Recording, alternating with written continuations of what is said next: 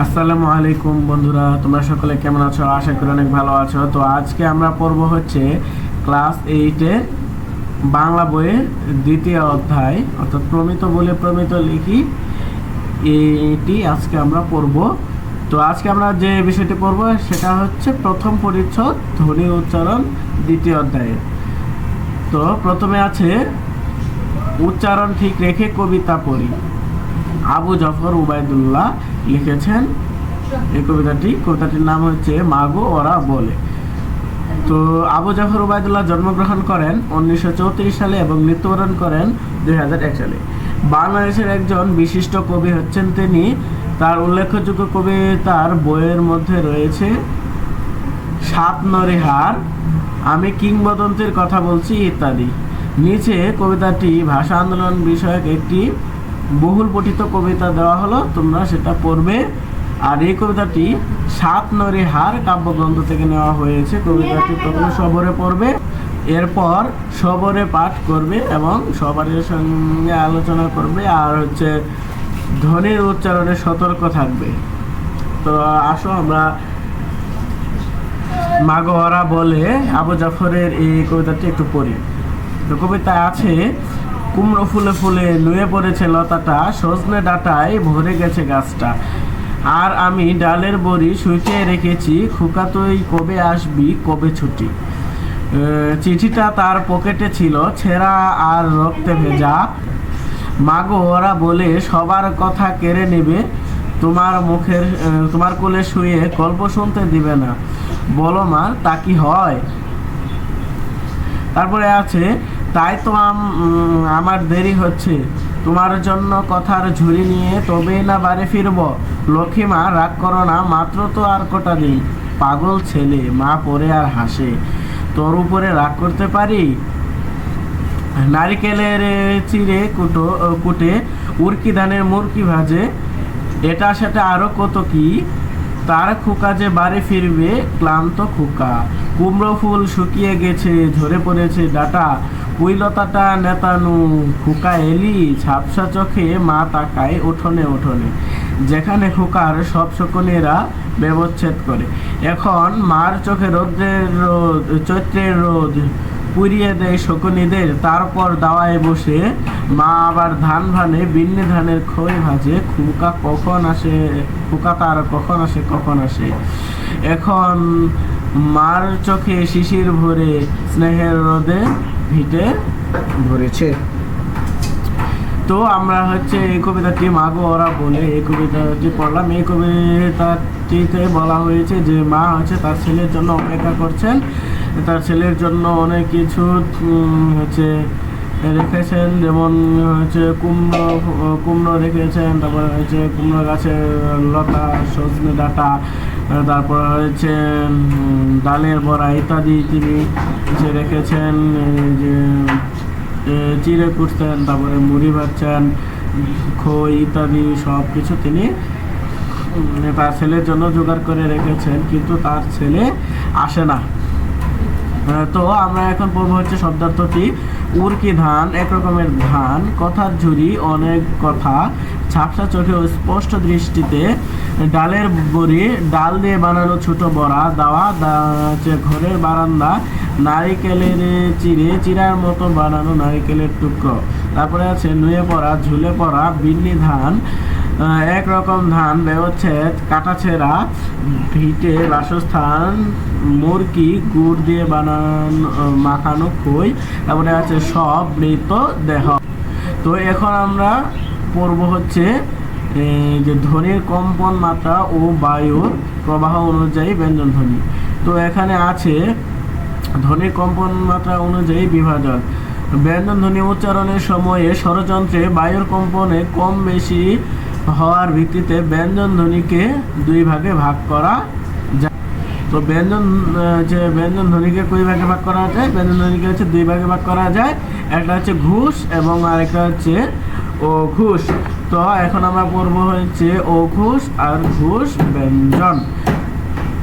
তো ঘুষ ব্যঞ্জনে আছে যেসব ধ্বনি উচ্চারণের সময়ে স্বরযন্ত্রের কম্পন অপেক্ষাকৃত বেশি হয়, সেগুলোকে হচ্ছে কি বলে?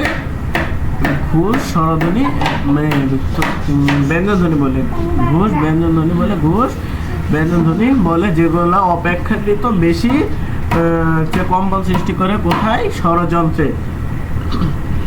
তারপর আছে ঘুষ ব্যঞ্জনধ্বনি, যেগুলো অপেক্ষাকৃত স্বরযন্ত্রে কম কম্পন সৃষ্টি করে তাকেই হচ্ছে অঘোষ ধ্বনি বলে। এখন আমরা দেখব যে হচ্ছে যেমনে কি কি আছে। যেমনে আছে গ, ঘ, বর্গীয় চ, ছ, ড, ঢ, ঢেষণর, ঢেষণর, দ, ধ, দন্ত্য ন, ব, তারপরে হচ্ছে ভ, ম, র, ল ইত্যাদি। আর তারপরে আছে এখানে আছে ক, খ, চ, ছ, ট, ঠ, ত, থ, প, ফ, দন্ত স, তালিবর্ষ, হ। এইগুলো হচ্ছে তোমাদের মনে রাখা প্রয়োজন, কেননা এগুলো হচ্ছে তোমাদের 21 পৃষ্ঠায় প্রয়োজন হবে। এগুলো তোমরা মনে রাখবে, কোনটা ঘোষ কোনটা অঘোষ, এগুলো তোমরা একটু মনে রাখবে। তারপরে আছে ধ্বনি সৃষ্টিতে বায়ুর প্রবাহ অনুযায়ী বিভাজন। তো ধ্বনি উচ্চারণের সময় বায়ু প্রবাহের বেগ কম বেশি হওয়ার ভিত্তিতে ব্যঞ্জনধ্বনিকে দুই ভাগে ভাগ করা যায়। এটাকেও হচ্ছে দুই ভাগে ভাগ করা হয়েছে, কিসের ভিত্তিতে? বায়ু প্রবাহের বেগ কম বেশি হওয়ার ভিত্তিতে। আর এগুলো হচ্ছে একটা হচ্ছে অল্প প্রাণ, একটা হচ্ছে মহাপ্রাণ।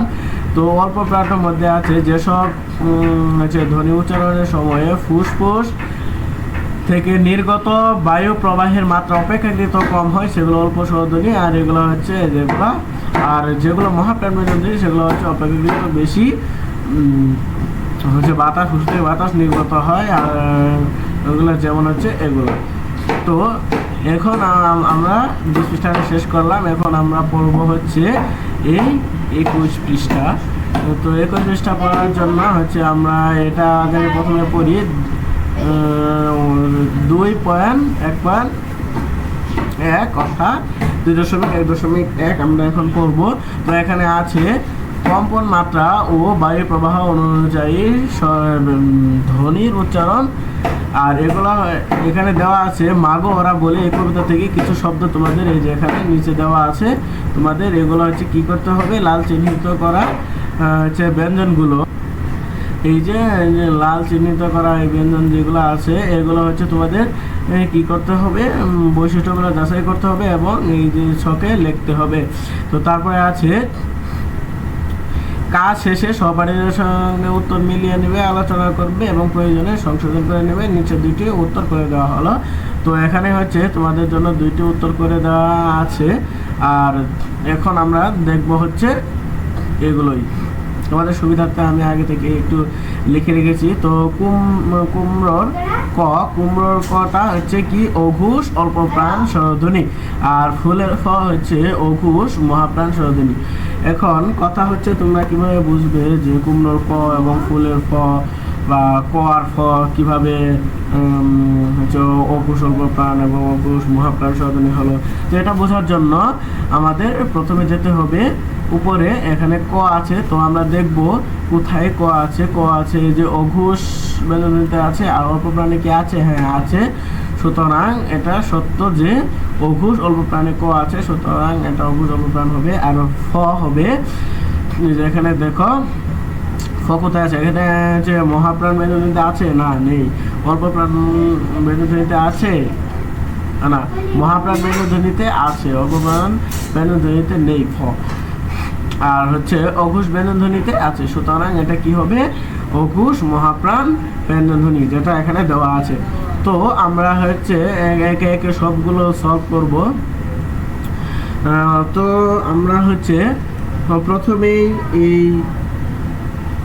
অঘোষ অল্প প্রাণ এটাকে আমরা একটা রোল কল করব, মানে নাম ডাকবো, যেটার নাম হচ্ছে 1 এবং অঘোষ মহাপ্রাণ স্বরধ্বনি এটা হচ্ছে নাম্বার 2। আর তো আমরা এভাবে নাম্বার দিয়ে যাব যাতে লেখার কোনো সমস্যা না হয়। তো এখন আমরা লতার তো হচ্ছে কোন স্বরধ্বনি সেটা আমরা জানবো। তো দেখো লতা যে ত কোথায় আছে? মহাপ্রাণ স্বরধ্বনিতে আছে না, নেই? অল্প প্রাণ স্বরধ্বনিতে আছে, হ্যাঁ আছে। এই যে এখানে ত। আর অঘোষ স্বরধ্বনিতে আছে, হ্যাঁ আছে। সুতরাং এটা কি হবে? অঘোষ অল্প প্রাণ স্বরধ্বনি। সুতরাং এটা কি হবে? অঘোষ অল্প প্রাণ স্বরধ্বনি। তো তারপরে আছে ডাটার ড। ড এখন কোনটা হবে? ডাটার ড এখন কোথায় আছে সেটা আমরা হচ্ছে দেখব। তো হচ্ছে ডাটার ড আমরা দেখতে পাই এই যে অল্প প্রাণ ব্যঞ্জন ধ্বনিতে আছে, এবং হচ্ছে এখানে নেই, এবং হচ্ছে এই যে ঘোষ ব্যঞ্জন ধ্বনির মধ্যে আছে। সুতরাং এটা কি হবে? ঘোষ অল্প প্রাণ ব্যঞ্জন ধ্বনি। আর এটাকে আমরা যে 3 নাম্বার রুল করলাম। এবং গাছের ছ এখন আমরা কোথায় পাবো? গাছের ছ কি এখানে আছে? হ্যাঁ আছে, এই যে মহাপ্রাণ ও ব্যঞ্জন ধ্বনিতে ছ আছে। আর যেহেতু একটাতে আছে সুতরাং এটাতে দেখার কোনো প্রয়োজন নেই, তো আমরা সরাসরি এটাতে চলে যাব। তো এখানেও ছ আছে, সুতরাং অঘোষ মহাপ্রাণ ব্যঞ্জন ধ্বনি। তো অঘোষ মহাপ্রাণ ব্যঞ্জন ধ্বনি কত নাম্বারে আমরা রুল করেছিলাম? 2 নম্বরে। সুতরাং এখানে আমরা কত নাম্বার দেব? 2 নাম্বার দেব। তারপর আছে ছুটি। তো ছুটির ট এখন আমরা দেখব ট কোন ব্যঞ্জন ধ্বনিতে আছে। তো ট কি এখানে আছে না নেই? এখানে আছে, হ্যাঁ এই যে ট এখানে আছে, আর উপরেও এখানে ট আছে, অর্থাৎ অঘোষ অল্প প্রাণ স্বরধ্বনি, যেটা আমরা রুল কল 1-এ দিয়েছিলাম। সুতরাং ছুটির ট হচ্ছে 1 নাম্বার, অর্থাৎ হচ্ছে অঘোষ অল্প প্রাণ স্বরধ্বনি। তো তারপরে আমরা যেটি দেখব সেটি হচ্ছে পকেটের প। এখন প হচ্ছে কোন স্বরধ্বনিতে আছে? হচ্ছে প কি এখানে আছে না নেই? হচ্ছে এখানে আছে, হ্যাঁ আছে, এখানে আছে, হ্যাঁ আছে। তারপর তাহলে কি হবে? অঘোষ অল্প প্রাণ স্বরধ্বনি। তো অঘোষ অল্প প্রাণ স্বরধ্বনি আমরা কত নাম্বার দিয়েছিলাম? 1 নাম্বার দিয়েছিলাম, সুতরাং এটাও হবে 1 নাম্বার। তো তারপরে আছে ভেজার ভ। তো হচ্ছে ভ হচ্ছে এখানে হচ্ছে যে ভ আছে হচ্ছে মহাপ্রাণে, আর হচ্ছে কোথায় আছে? অঘোষ ঘোষ অপপ্রাণ ঘোষ ব্যঞ্জন ধ্বনিতে আছে, তাহলে এটা কি হবে?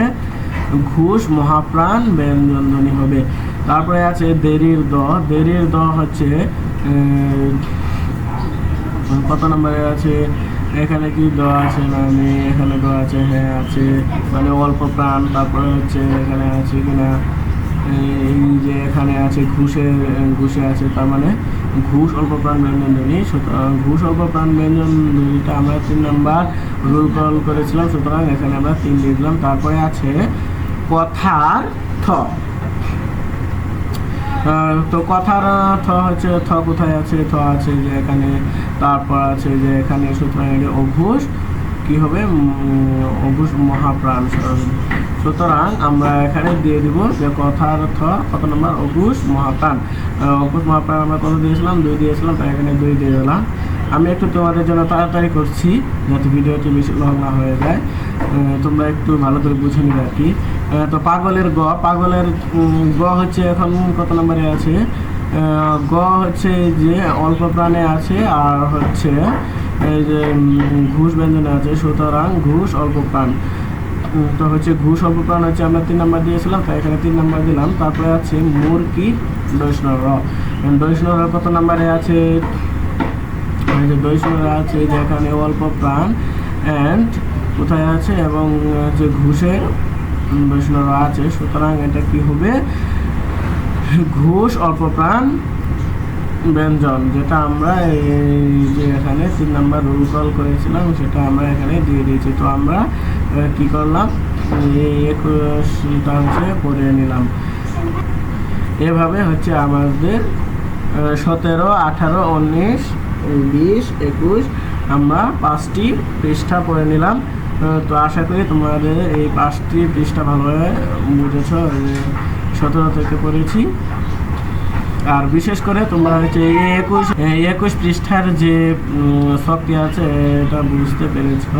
যদি না বুঝতে পারো তাহলে ভিডিওটি আরেকবার দেখবে, আশা করি তোমরা এটা ক্লিয়ার হয়ে যাবে। আর একটা কথা, আমি যে এখানে রুল কল করে এটা দিয়েছি, এটা আবার তোমরা পরীক্ষাতে দিতে যাও না, তাহলে কিন্তু নাম্বার পাবে না। এটা তোমাদেরকে পুরোটাই লিখতে হবে। আমি লেখার সুবিধার্থে এভাবে রোল কল করে দিয়েছি। তো আশা করি তোমাদের এই পর্যন্ত ভিডিওটি ভালো লেগেছে। ভালো লেগে থাকলে আমাদের চ্যানেলটিকে সাবস্ক্রাইব করে পাশেই থাকবে। আর হচ্ছে আমাদের চ্যানেলটিকে হচ্ছে শেয়ার করে দিবে, ভিডিওগুলো শেয়ার করে দিবে আর লাইক করে দিবে। আশা করি তোমাদের জন্য আরও প্রয়োজনীয় ভিডিও আমি উপহার দিতে পারবো তোমাদের। তো আজ এই পর্যন্তই। তোমরা সকলে ভালো থাকবে, সুস্থ থাকবে, নতুন ভিডিওর অপেক্ষায় থাকো।